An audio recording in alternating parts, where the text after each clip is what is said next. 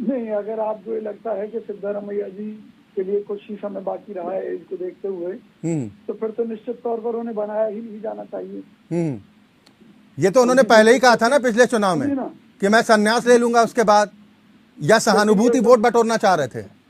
ये सब देखिए, राजनीति में कोई रिटायरमेंट नहीं होती। नहीं तो मोदी जी भी अपनी रिटायरमेंट घोषित कर चुके होते और बहुत से नेता घोषित कर चुके होते और रिटायर हो गए करके। कोई रिटायरमेंट राजनीति में नहीं होती।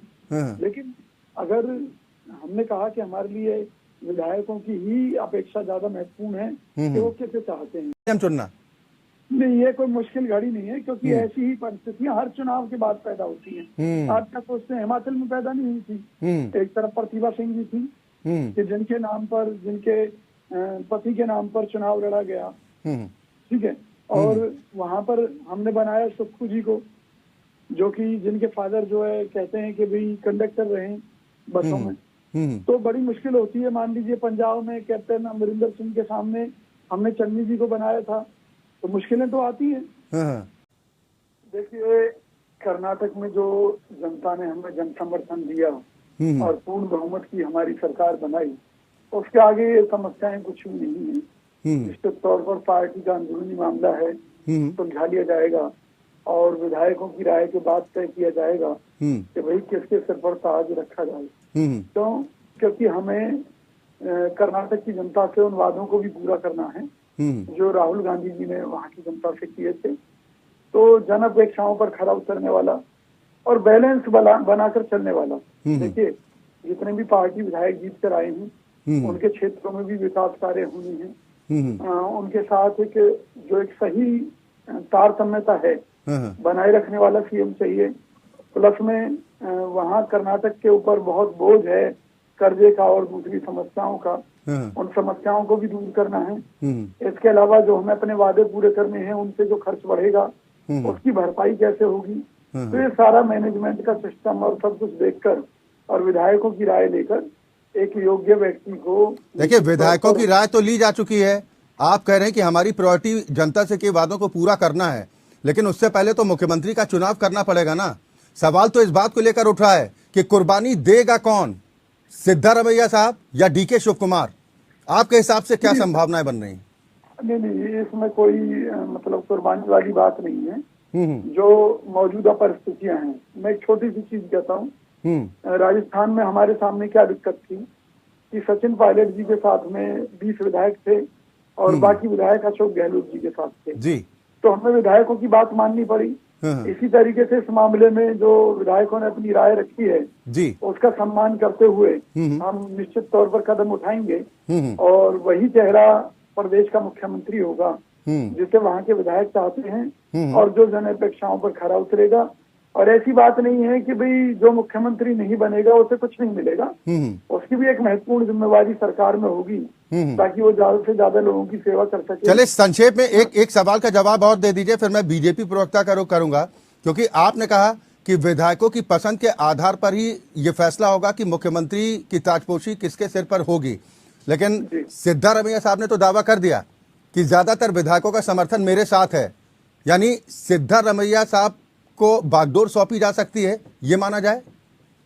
देखिए, अगर विधायक उनके साथ हैं तो निश्चित तौर पर कांग्रेस पार्टी विधायकों की अपेक्षाओं के अनुसार ही सीएम का चुनाव करेगी जी। तो आप ये मान सकते हैं कि सिद्धारमैया अगले सीएम होंगे।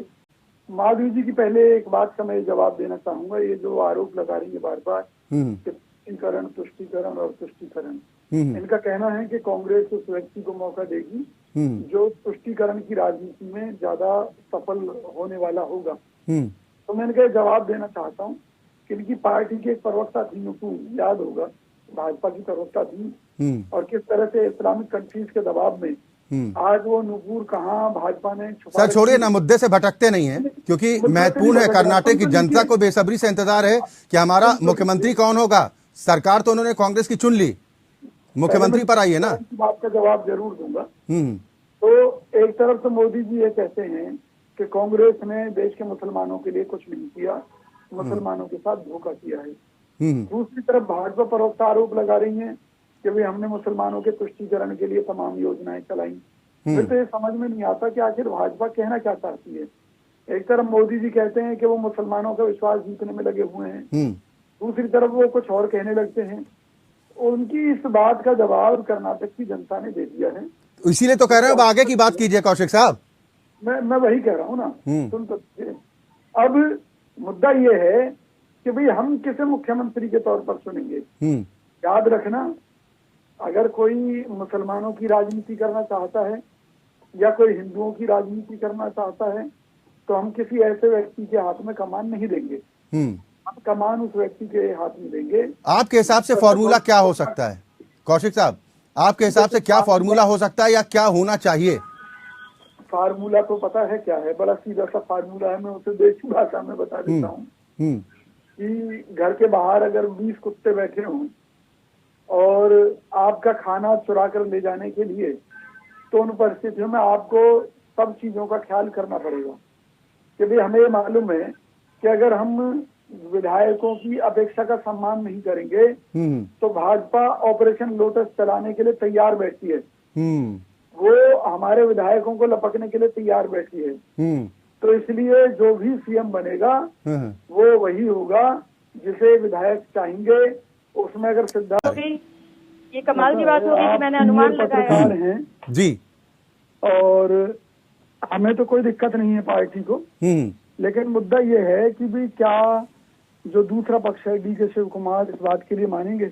क्योंकि सत्ता में ताजपोशी होने के बाद में जी परिस्थितियां बदल जाती हैं। तो वो छत्तीसगढ़ वाला डर तो सताएगा ना डी के शिव कुमार साहब को, कि ऐसा ना हो कि बन जाए पहले और बाद में फिर इंतजार करना पड़ जाए। नहीं, मैं वही कह रहा हूँ आपसे। तो सवाल ये है कि अगर डी के शिव कुमार मानते हैं जी तो कांग्रेस पार्टी को तो कोई ऐतराज है नहीं। और वर्तमान में हमारी परेशानी केवल इतनी सी है कि भाई विधायकों को अगर संतुष्ट नहीं किया तो भाजपा जैसी पार्टी कोई ना कोई गुल खिलाने के लिए तैयार रहेगी। संजय राणा साहब, मैं एक लाइन में बात कह देता हूँ। ठीक, बात पूरी कीजिए। भाजपा का चरित्र, पिछला चरित्र देखते हुए क्यों ना डरे हम, ये बताइए। हमारी फूट का फायदा उठाने अपने विधायकों पर यानी भरोसा नहीं है सर? क्या आप संदेश दे रहे हैं? समझे ना जी, मतलब कहीं ना मैं ये कह रहा हूँ विधायकों पर पूरा भरोसा है।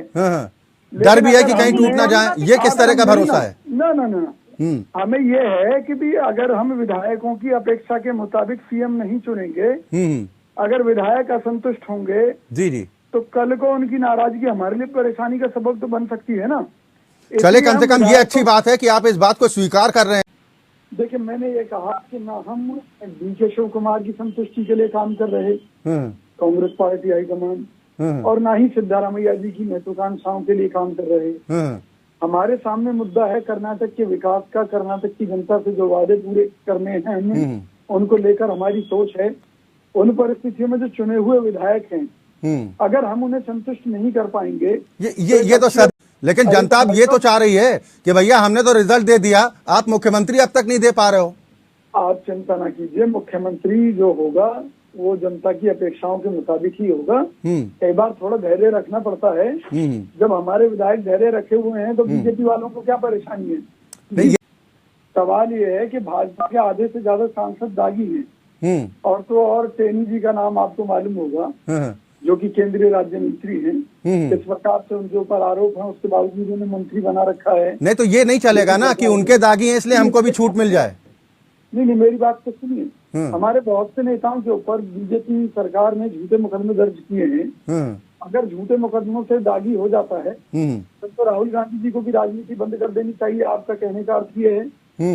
दूसरी बात, ये कोर्ट तय करेगी। सर सुनिए ना, ठीक है, पहली बात मेरी ये सुन लीजिए, जो विधायकों का निर्णय होगा उसके आधार से सीएम बनेगा। दूसरी बात, कर्नाटक की जनता से जो वादे किए हैं उन्हें पूरा करने में कौन समर्थ है। चले, मैं समझ रहा हूँ कि ये कठिन समय है।